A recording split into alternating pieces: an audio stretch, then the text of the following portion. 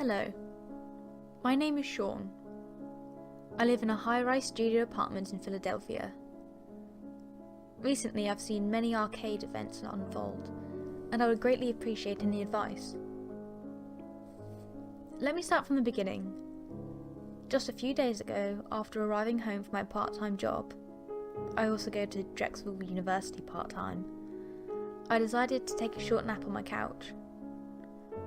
Around an hour later, I was abruptly awoken when I heard the sound of a disc being read near my television. I then rubbed my eyes and noticed that the Wii had been turned on. I didn't think much of it. Unusual things often occurred in my apartment. Doors would open and close, lights would flicker on and off, etc. Curious, I turned on the television and was delighted to see the Super Smash Bros. Brawl logo flash on the screen. Months had passed since I last played that game, and I was eager to reclaim my self-proclaimed title as Brawl Master. I quickly set up a match between myself, ROB, and a level 9 computer player with a random character at a random stage.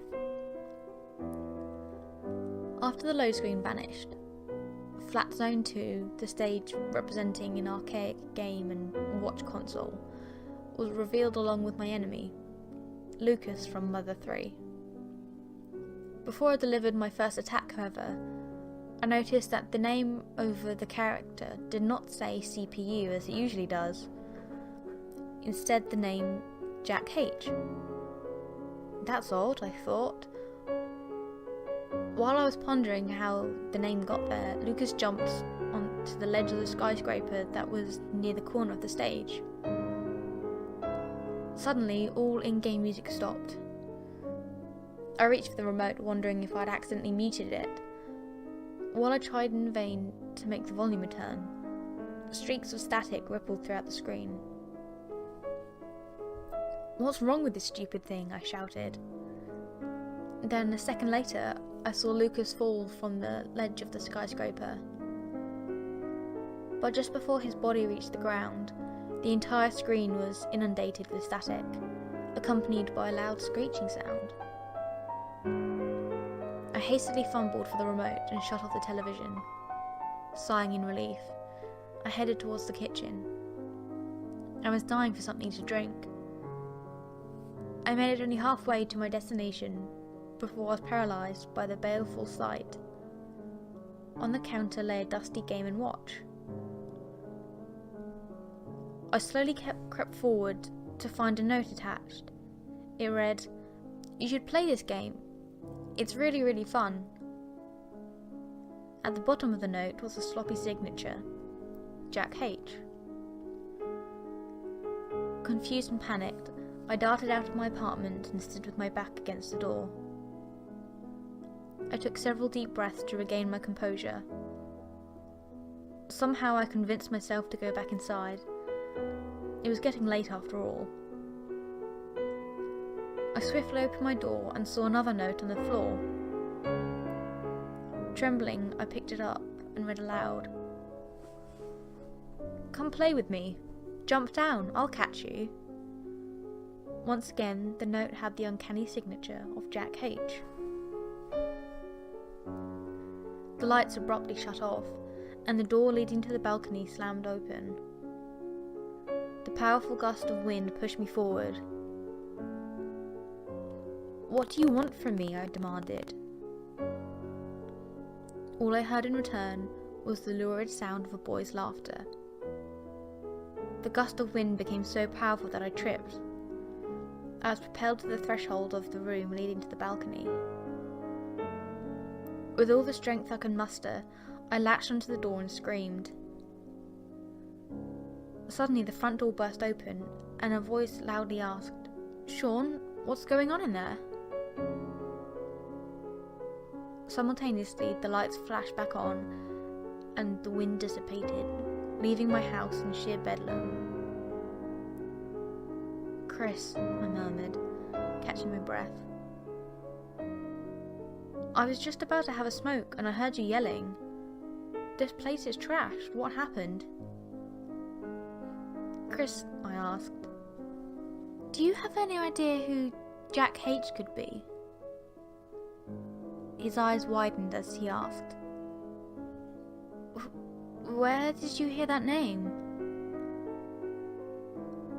"He's been leaving extremely disturbing notes everywhere." "Why, do you know him?" I asked. His face cringing in fear, he retorted, "This is really bad. Hurry up and come with me. I'll tell you about Jack Hill." We rushed into his place, adjacent to mine, and began talking. Jack Hill was the only child of Mary Hill, who lived where you do now, Chris quickly said, while gathering many of his belongings. "As you know, I've lived here for a very long time. Jack and Mary lived here several decades ago. Being a single mum, Mary worked 2 jobs to support herself and her child. She did whatever she could for the boy, but was rarely home to see him. She longed for her son to be happy, and one day she bought him some video game called Fire for the Game & Watch," I interrupted. "Yes," he continued. "Jack really liked that game. In fact, whenever his mother saw him, he was playing it. He became so addicted to the game that he skipped school one day to play it. After receiving the notification from the school, his mother had no choice but to take the game away from him. Afraid that he would find the game, she explained the situation to me and asked me to keep it. Jack became hysterical. Through the walls I heard him talking non-stop about the game, high scores and how he saved the day every time. Though I found his rambling disconcerting, I saw it as harmless. That is, until that cold, windy night. That night, when Jack's mother arrived home, he begged her to play with him. "Sure, what would you like to play?" she asked. Then I heard a door barge open, followed by a strange request. "Jump down, I'll catch you." The last thing I heard was a terrified shriek next door. I ran there as fast as I could, but when I opened the door, all I saw was the deranged face of Jack Hill, standing on the ledge of the balcony. "What have you done?" I asked. He flourished a big smile, one that felt like 1,000 needles piercing my skin, and jumped off the building.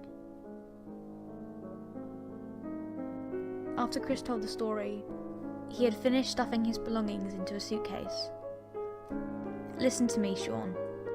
Both of the people lived there before you also leapt to their deaths. I refuse to see another life disappear before me.